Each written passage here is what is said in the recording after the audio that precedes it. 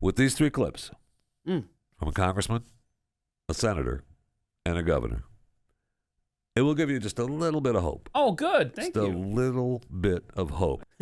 Congressman Byron Donalds from the great state of Florida. He's on the west coast of the east coast of North America, down there in Naples, Florida. I got it. I know where that is. All right. And that's his neck of the woods. And there was a House hearing on corporate influence on inflation, and that's where he decided to take a little bit of a stand.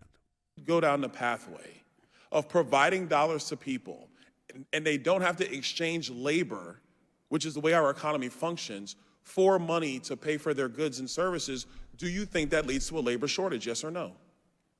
Like I said, I believe we're experiencing a shortage of good jobs, not a shortage of labor. And I think it's really critical not to blame working people for I'm not higher blaming prices. working people. What I would say is I'm blaming government policy. Because if you're given money without having to exchange it with labor, having to take your talents and abilities, and you're getting money as a result, it depends on the industriousness of the individual at that point. I'm not blaming anybody. If you're giving out free money, shoot, okay, cool. Most people are just gonna go ahead and take it. We know this. But if you have the point I'm making is that labor shortage, which was created by the quote-unquote American Rescue Plan, led to a labor shortage. And that labor shortage has led to price increases because you had people who had the revenue and the disposable cash flow to buy goods, but not enough goods in circulation to purchase.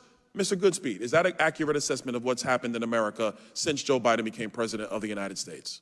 Yes, I think that's a fair description. So good. Amen. Is he running for president? Oh, he's just a congressman. Never mind. Yeah. Senator, let's move on to the senator. See, just a little bit of hope. That's what you have, just a little bit of hope to hang on to. Senator Josh Hawley from the great state of Missouri. He was part of a questions for a U.S. archivist nominee.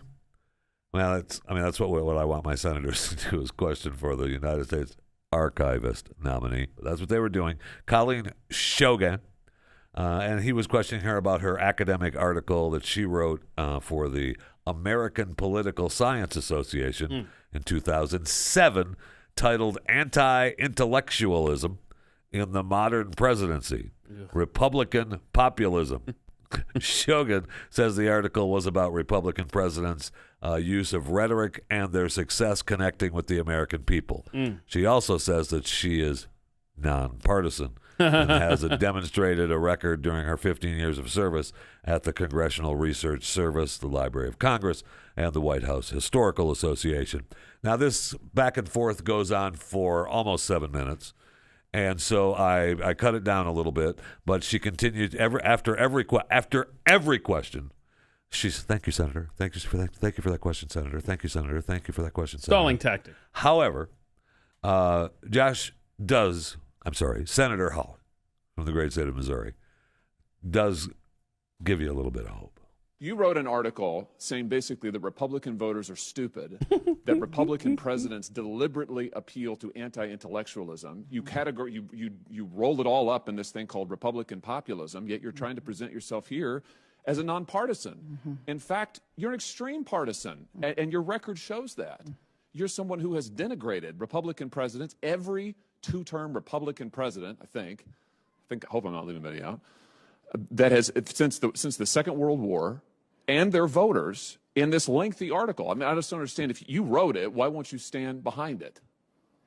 Thank you, Senator. I will stand by my long experience, over 15 years of nonpartisan service. You know, this is not just a theoretical set of questions, because as you know, we have seen what happens when you have political activists in the position that you are up for confirmation for. And we are living through that as a nation right now.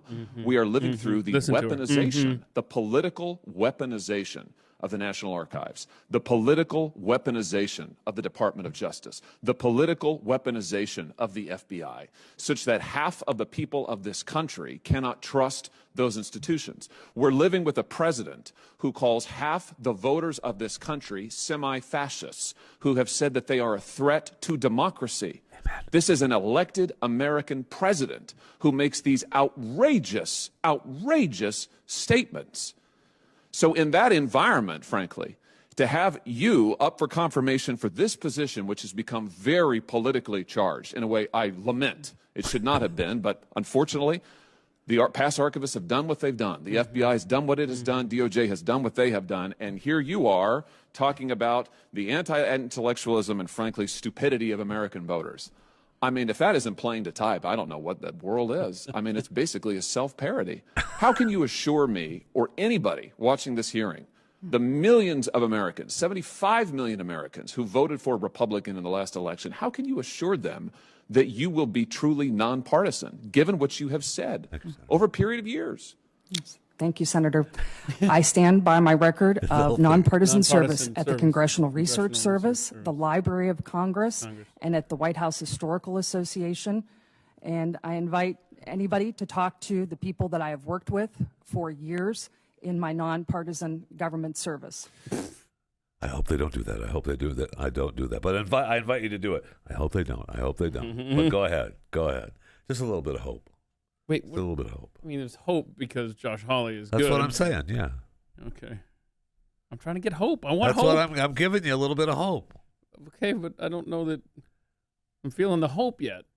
Really? I mean, that was good. Okay. That was I'm good. giving you a little bit of hope. We have a senator. Okay, but I've what's given you going a to come of it? congressman. What's going to come of it? A soundbite? Don't try to dig too Okay, deep. Sorry. Don't try to just want take hope. it on the surface. Here we go. I'm Getting giving you some hope. surface hope. Okay, so Surface hope, okay?